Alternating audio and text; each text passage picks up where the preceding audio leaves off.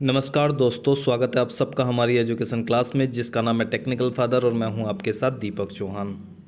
जितने भी लेक्चर हमारे आते हैं, अगर आप लोगों ने वो नहीं देखे हैं और उन्हें देखना चाहते हो तो आप लोगों को करना क्या है, आप लोगों को अपने मोबाइल में जाना है। वहाँ पर आप लोगों को यूट्यूब ओपन करना है। जैसे यूट्यूब ओपन करोगे तो सर्च बॉक्स में आप लिखोगे टेक्निकल फादर।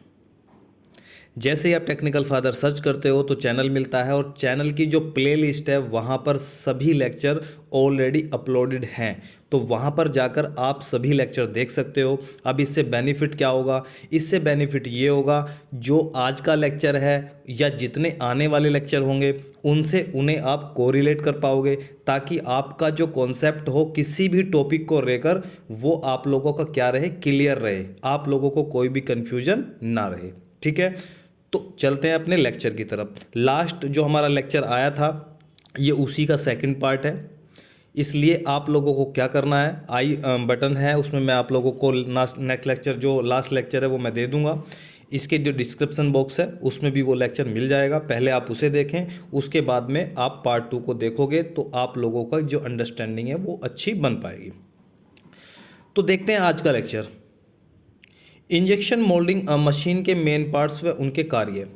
लास्ट लेक्चर में हमने जो क्लैंपिंग सिस्टम था उसके बारे में बात की थी, और अब जो क्लैंपिंग सिस्टम के जो टाइप्स थे उसके बारे में हम डिस्कस करने वाले हैं कि कितने टाइप के जो क्लैंपिंग सिस्टम है वो इंजेक्शन मोल्डिंग मशीन में काम करते हैं और किस प्रकार वो काम करते हैं। सबसे पहले देख लेते हैं प्रिंसिपल ऑफ टॉगल मैकेनिज्म।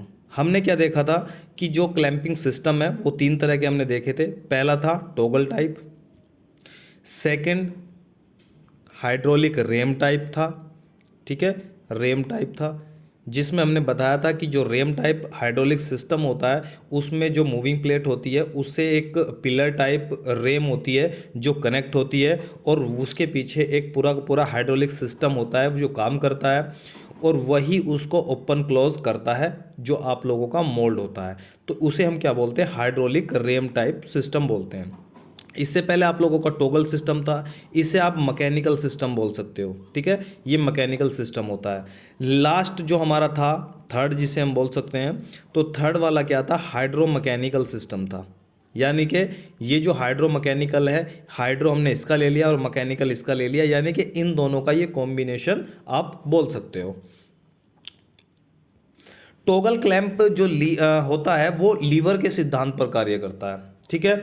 इसमें तीन पाइवेट जो पॉइंट होते हैं, जब क्लैंप लॉक होता है उस समय तीनों लीवर एक ही स्ट्रेट लाइन में होते हैं, इसलिए टॉगल टाइप क्लैंपिंग को स्ट्रेट लाइन एक्शन भी बोलते हैं।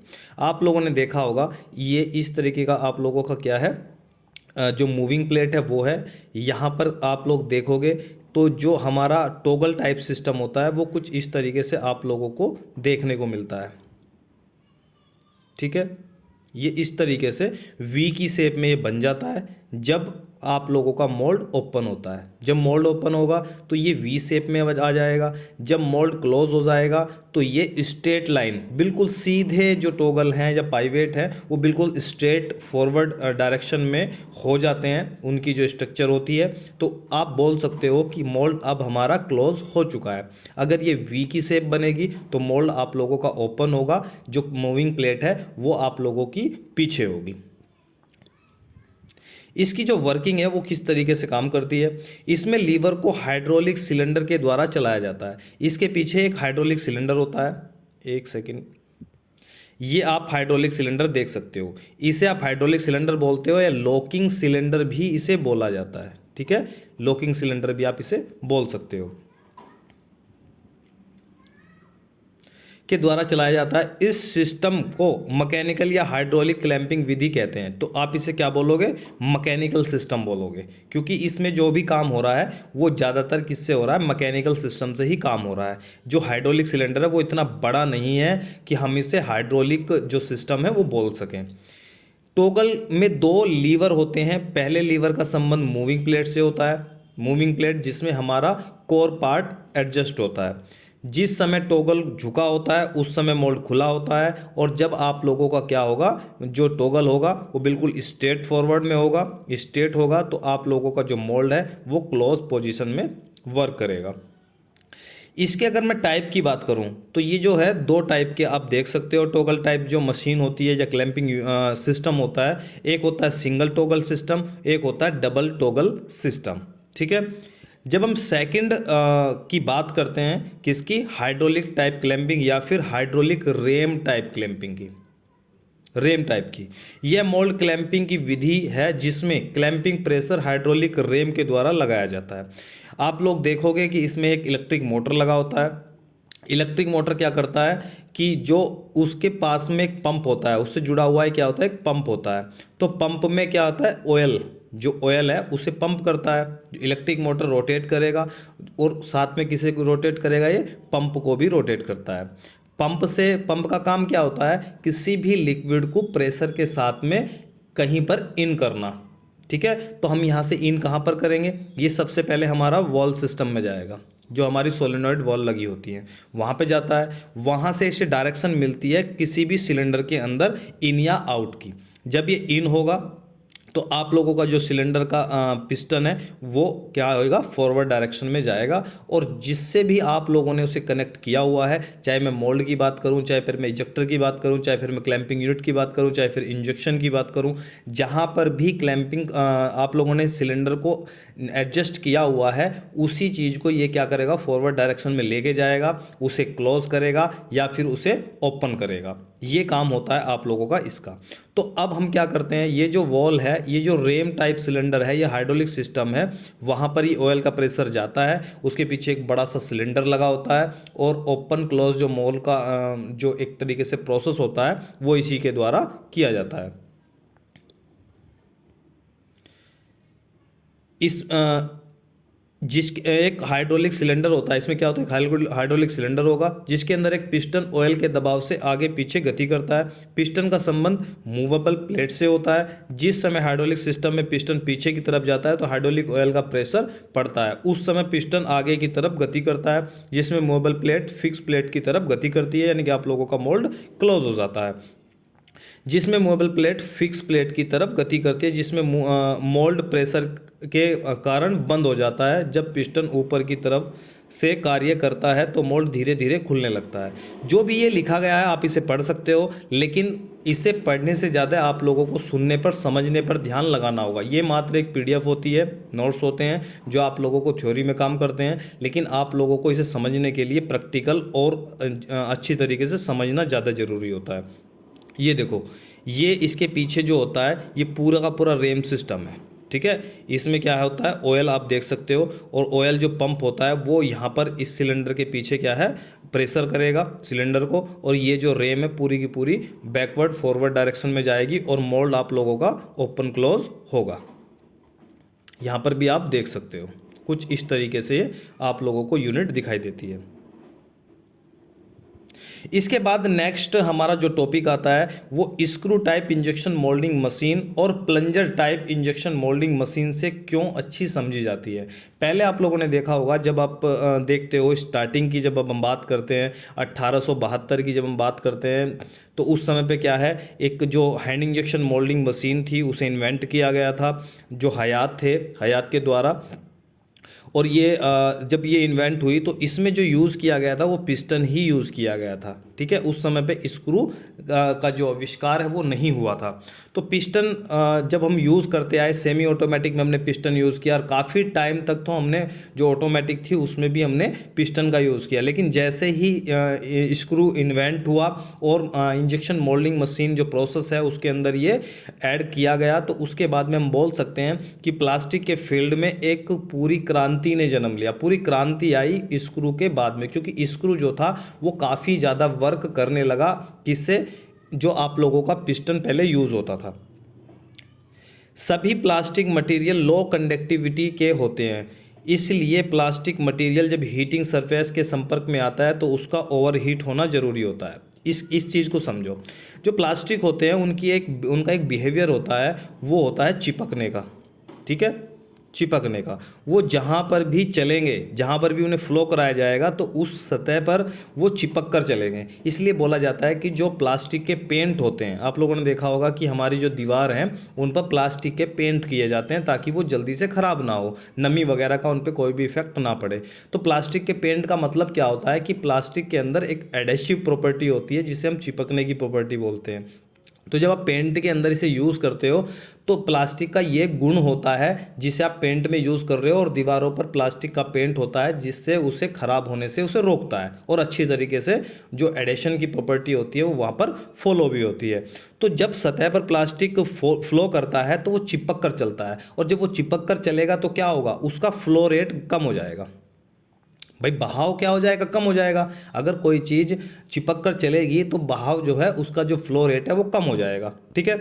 और जब उसका फ्लो रेट कम होगा तो वो ज़्यादा देर में फ्लो करेगा, और जब ज़्यादा देर में ज़्यादा टाइम लगाएगा तो ज़्यादा टाइम तक वो कहाँ पर रहेगा, वो टेम्परेचर के संपर्क में रहेगा, यानी कि बैरल के अंदर रहेगा। उससे क्या खतरा आप लोगों को हो सकता है, उससे खतरा क्या होगा, मतलब आप लोगों को नहीं होगा, मटेरियल को होगा कि वो डिग्रेड हो जाएगा, ठीक है। डिग्रेड हो जाता है। जब वो डिग्रेड हो जाता है तो मटेरियल का क्या होता है, एक तो उसका वेट कम हो जाता है। कभी भी आप उठा के देखना डिग्रेड मटेरियल को, थोड़ा सा हल्का सा आप लोगों को वो देखने को मिलेगा। दूसरा काम क्या होता है, उसका जो कलर है वो चेंज हो जाता है। कई बार बोलते हैं कि जो पार्ट आ रहा है वो कलर एनजी आ रहा है, ठीक है। तो कलर एनजी का मतलब क्या होता है कि वो जो मटेरियल है वो डिग्रेड हो चुका है, इसलिए उसने जो अपना कलर है वो चेंज कर दिया है, येलो कलर का आप लोगों को वो दिखाई देगा। तो उसे कलर एनजी नहीं बोलते हैं, वो डिग्रेड हो जाता है, इस वजह से वो कलर एनजी आता है, ठीक है। तो जब कलर एनजी आएगा तो ये कारण हो गया। दूसरा तीसरा कारण क्या होता है कि वो ब्रिटल हो जाता है। भाई डिग्रेड होने के बाद में और क्या होता है, वो ब्रिटल हो जाता है। अब ब्रिटल पूछोगे कि ब्रिटल क्या होता है, ब्रिटल को अगर हिंदी में बात करें तो उसे बोलते हैं भंगुर। अब आपको, अगर आपको ये चीज़ नहीं पता होगी तो ना आपको इंग्लिश समझ में आएगी और ना आपको हिंदी समझ में आएगी, क्योंकि दोनों ही वर्ड ऐसे हैं जिनका आप लोगों से कोई लेना देना नहीं रहा है। तो मैं दोनों को बता देता हूँ। आप लोगों ने एक कप लेना है, ठीक है, लेना है मतलब माइंड में सोचना है, तोड़ना नहीं है। तो जब आप कप लोगे तो कप होगा वो जैसे चीनी मिट्टी के बने होते हैं, वो देखा होगा आप लोगों ने। तो कप को आप लोगों को खींचना है किसी भी तरफ से, या तो इधर की तरफ फोर्स लगा के खींचो या इस तरीके से दोनों तरफ को, या फिर ऊपर से या नीचे से। जब आप इसे खींचने की कोशिश करोगे तो इसमें जो इलोंगेशन है वो न के बराबर आएगी, आएगी नहीं। इलोंगेशन आने से पहले वो टूट जाएगा। अब आप इलोंगेशन पूछोगे कि क्या होता है, तो इलोंगेशन का मतलब होता है कि कोई भी ओरिजिनल जो लेंथ थी वो आपके दबाव डालने से, प्रेशर डालने से कितनी बढ़ जा रही है, उसे आप क्या बोलते हो, इलोंगेशन बोलते हो। तो अब जैसे ही आप इसे खींचोगे तो इसमें इलोंगेट ये नहीं होगा, ये टूट जाएगा, और टूट जाएगा तो इसलिए हम इसे क्या बोल रहे हैं, ब्रिटल बोलते हैं। अब इसका नुकसान क्या हुआ, जब आप लोगों का मटेरियल ब्रिटल हो जाएगा डिग्रेड होने के बाद में, तो जब उस पर कोई प्रेशर पड़ेगा, कोई फोर्स पड़ेगा तो वो आसानी से टूट जाएगा। इसीलिए डिग्रेड होने वाले मटेरियल को आप लोगों को मार्केट में नहीं भेजना चाहिए, क्योंकि वहाँ पर वो प्रेशर जो फोर्स होगा वो झेल नहीं पाएगा, टूट जाएगा, और जिस कंपनी ने उसे बनाया है, उसका ब्रांड या लोगो उस पर लगा है, उस कंपनी का क्या होगा, नाम खराब होगा। इसीलिए आप लोगों को ऐसा काम नहीं करना है। आई होप कि भंगुर, ब्रिटल, इलोंगेट, ये तीनों चीज़ें आप लोगों को समझ में आई होंगी। अगर नहीं आई हैं तो कमेंट बॉक्स में आप लोगों को लिखना है, अगर आई हैं तो तब भी आप लोगों को अपना कमेंट देना है। इसी के अपोजिट एक चीज़ और होती है, मैंने अभी आप लोगों को क्या बताया, ब्रिटल बताया, ठीक है। तो ब्रिटल के अपोजिट एक होती है डक्टाइल मटेरियल। क्या होते हैं, डक्टाइल मटेरियल। और ये क्या इंटरव्यू में काफ़ी चीज़ें पूछी जाती हैं। डक्टाइल मटेरियल क्या होते हैं, जिन्हें आप खींचने पर ये इलोंगेट हो जाते हैं, ठीक है, टूटते नहीं हैं, ये खींच जाते हैं। जैसे आप लोगों ने टीन देखा होगा, टीन की दुकान पे जाओ, जो संदूक वगैरह बनाते हैं, टंकी वगैरह बनाते हैं, जो होते हैं दुकानदार, तो वो पीट कर उसके क्या बढ़ा देते हैं उसे काफ़ी। अगर तांबे की बात करते हो, जब तांबे के बर्तन बनते हैं तो उसे भी खींच कर काफ़ी बढ़ा दिया जाता है। आप लोगों ने जो कॉपर है, कॉपर की वायर देखी होगी, वो कई रूपों में आप लोगों को मिलती है। उसकी जो थिकनेस है वो मोटी भी होती है, पतली भी होती है। तो जब आप उसको खींचा जाता है तो वो इलोंगेट होती है, वो बढ़ती है, तो वो डक्टाइल मटेरियल में आते हैं जो इलोंगेट हो जाते हैं। जो इलोंगेट नहीं होते हैं खींचने पर और वो टूट जाते हैं, वो ब्रिटल मटेरियल में आते हैं, ठीक है। यदि प्लास्टिक मटेरियल कुछ समय से अधिक समय तक कहाँ टेम्परेचर में पड़े रहेंगे तो वो क्या हो जाएंगे, डिग्रेड हो जाएंगे। तो उनका जो मोलिकुलर वेट है वो कम हो जाएगा और विस्कोसिटी कम हो जाती है। जब विस्कोसिटी, हाँ इस चीज़ को भी आप लोगों को समझना चाहिए। विस्कोसिटी एक तरीके से आप बोलते हो, हिंदी में क्या बोलते हो, शांता। ठीक है, हाई स्कूल आप लोगों को ध्यान आ रही होगी कि शांता वर्ड कुछ था, लेकिन मैं आप लोगों को देसी भाषा में समझाता हूँ। जो कोई भी लिक्विड होता है वो कितना गाढ़ा है, अगर वो ज़्यादा गाढ़ा है, सांद्र है, तो उसकी जो विस्कोसिटी होगी वो ज़्यादा होगी। ठीक है, यानी कि डाइल्यूट नहीं होगा, वो सांद्र होगा। अब उसकी जो विस्कोसिटी ज़्यादा है, जैसे ही आप लोगों का मटेरियल डिग्रेड हुआ, डिग्रेड होता नहीं है वो पानी जैसा हो जाता है, तो डिग्रेड हो जाएगा, इसका मतलब वो डाइल्यूट हो जाएगा। केमिस्ट्री का वर्ड में आप लोगों ने देखा होगा, वो डाइल्यूट हो जाता है, पतला हो जाता है। तो जब हम गाढ़े को तो शांता बोल रहे हैं, शान मटेरियल बोल रहे हैं, विस्कस मटेरियल बोल रहे हैं। जब वो पतला हो गया, डाइल्यूट हो गया, तो उसकी विस्कोसिटी कम हो गई, और जब वो उसकी विस्कोसिटी कम हो जाएगी तो वो फ्लो ज़्यादा करेगा। ठीक है, पानी जैसा हो जाएगा तो ज़्यादा बहेगा, मोलिकुलर वेट कम हो जाएगा उसका।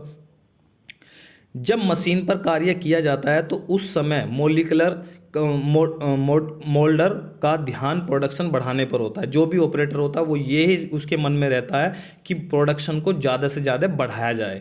प्रोडक्ट की क्वालिटी क्या है, प्रोडक्ट आप लोग जानते हो कि जो क्वालिटी होती है वो एंटी क्लॉक, एक तरीके से आप व्युत्क्रमानुपाती बोल सकते हो, इन्वर्सली प्रोपोर्शनल जिसे बोला जाता है, किसके, क्वांटिटी के। क्वालिटी किसकी होती है, इन्वर्सली प्रोपोर्शनल क्वांटिटी के। जब आप लोगों क्वांटिटी बढ़ाने पर ध्यान देंगे तो क्वालिटी में आप लोगों को कमी दिखाई देगी। जब आप क्वालिटी पर ध्यान देंगे तो क्वांटिटी आप लोगों की कम होगी। तो इसीलिए अगर आप एक अच्छी क्वालिटी का प्रोडक्ट चाहते हैं तो आप लोगों को ऑपरेटर पर ये प्रेशर हटाना पड़ेगा कि उसे ज़्यादा से ज़्यादा प्रोडक्शन देना है। जब वो ज़्यादा से ज़्यादा प्रोडक्शन देने की कोशिश करेगा तो कूलिंग टाइम को कम कर देगा। ठीक है, कूलिंग टाइम को कम कर देगा तो बहुत सारे डिफेक्ट आप लोगों को देखने को मिलेंगे। भाई सिंकेज की प्रॉब्लम आ जाएगी, सिंक मार्क आने लगेंगे, तो ये सारी डायमेंशन का इशू बन जाएगा। ये सारी की सारी प्रॉब्लम आती है जब आप प्रेशर डालते हो। तो इसलिए क्वालिटी होती है उसे आप कॉम्प्रोमाइज़ ना करें। तो जो ऑपरेटर होता है उसका ध्यान क्या होता है, प्रोडक्शन बढ़ाने पर होता है, और ये जो सारे की सारी चीज़ें होती हैं वो प्रॉब्लम करती है आप लोगों की क्वालिटी पर। इसके बाद में यदि सरफेस डिफेक्ट ज़्यादा नहीं होंगे तो कस्टमर प्रोडक्ट को खरीद तो लेगा। मान लो आप लोगों ने कूलिंग टाइम कम कर दिया, या आप लोगों का जो मटेरियल है वो डिग्रेड हो गया, और फिर भी इतना डिग्रेड नहीं हुआ है कि उसका कलर चेंज हो गया, ठीक है, इतना नहीं हुआ है। उसके बाद में आप लोगों की जो सतह है, प्रोडक्ट है, वो अच्छा दिखाई दे रहा है, लेकिन वो अंदर से जो उसकी मैकेनिकल प्रॉपर्टी है वो कम हो चुकी है। बट डिग्रेड हो जाएगा तो कमी तो आएगी। तो उसमें कोई डिफेक्ट नहीं है, इसलिए मार्केट में आप लोगों ने भेज तो दिया, लेकिन मैकेनिकल प्रॉपर्टी कम होने की वजह से वो जल्दी क्या हो जाएगा, ख़राब हो जाएगा। तो plunger type injection moulding shot weight setting की एक्यूरेसी कम होती है। जो प्लंजर टाइप होती है उसमें ये ज़्यादा प्रॉब्लम देखने को मिलती है, जिसके कारण वस्तु की जो क्वालिटी होती है वो क्या हो जाती है, कम हो जाती है, प्रभावित होती है।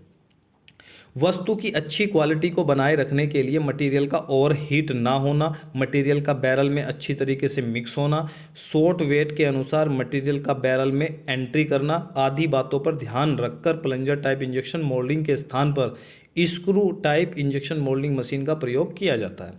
इसे बोलते हैं अब reciprocating screw type injection moulding machine, जो जरूरी क्वांटिटी में मेल्ट मटेरियल को नोजल में इकट्ठा करता है और साथ ही प्लास्टिक मटेरियल को मेल्ट करने में हेल्प करता है। ठीक है, ये आप लोग फुल्ली ऑटोमेटिक इंजेक्शन मोल्डिंग देख सकते हो, और ये क्या है, reciprocating type injection moulding machine है, स्क्रू टाइप है। तो अगर हम बात करें कि नेक्स्ट वीडियो में आप लोगों को कौन से टॉपिक मिलेंगे, तो explain different type of injection moulding machine, special purpose machine कौन कौन सी होती है, जैसे आप लोगों को गैस असिस्टेड है, वाटर असिस्टेड मशीन है, या को इंजेक्शन मोल्डिंग मशीन है, इसके बारे में भी आगे डिस्कस करने वाले हैं। जो कंस्ट्रक्शन के आधार पर इंजेक्शन मोल्डिंग मशीन की अलग अलग क्या पहचान होती है ये भी हम बताएंगे आप लोगों को। तो अब आप लोगों को करना क्या है, अगर ये जो पीडीएफ है, इस पीडीएफ के नोट्स अगर आप चाहते हो, लेना चाहते हो, तो आप लोगों को क्या करना है, इस नंबर पर कांटेक्ट करना है, हमें मैसेज करना है, और ये जो पीडीएफ है या जितने भी लेक्चर हमारे अभी तक आए हैं उन सभी वीडियो की अगर आप पीडीएफ चाहते हो तो आप लोगों को क्या करना है, इस नंबर पर व्हाट्सअप हमें करना है।